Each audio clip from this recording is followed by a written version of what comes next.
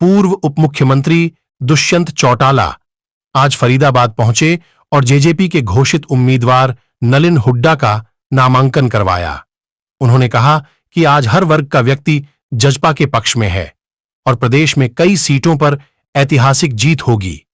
वहीं भाजपा पर प्रहार करते हुए कहा कि अब तो प्रधानमंत्री भी 400 पार की बात नहीं कह रहे हैं, ऐसा लगता है भाजपा 200 सीटों तक ही सिमट जाए, ये आप सबको आने वाले समय में पता चलेगा।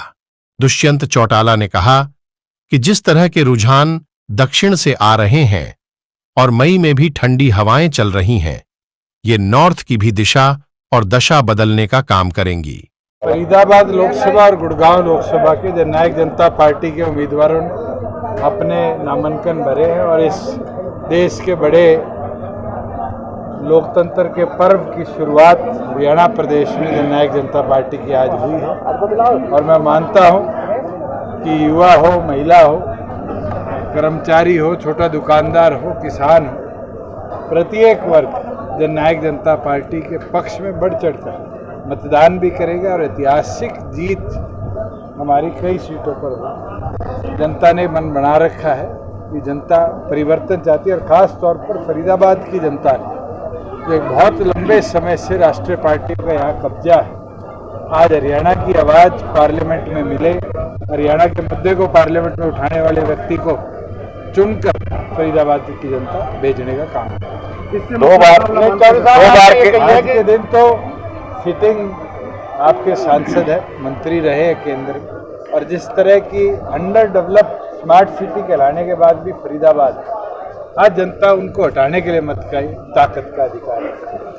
चौधरी साहब, आप जब कह रहे हैं कि मतलब राष्ट्रीय पार्टियों का कब्जा है, आपकी प्रादेशिक पार्टी है, तो ऐसा उसका क्या मैनिफेस्टो जो लोग आपकी तरफ ज्यादा सबसे जरूरी चीज देखने की है। 10 साल हरियाणा प्रदेश के अंदर अधिकतम सांसद भारतीय जनता पार्टी के रहे और उससे पहले 10 साल कांग्रेस के रहे। कितनी बार हरियाणा की जनता की आवाज को पार्लियामेंट में जगह मिली, इश्यूज को वहां उठाया गया, केवल मात्र बड़ी पार्टियों की छतरी के नीचे छिपकर राष्ट्रीय मुद्दों के नीचे अपने प्रदेश के, अपनी कॉन्स्टिट्यूएंसी के मुद्दों को छुपाना, ये जनता समझने लग चुकी है। और यही इस चुनाव का लक्ष्य है कि हरियाणा की आवाज को पार्लियामेंट में हम जगह दें।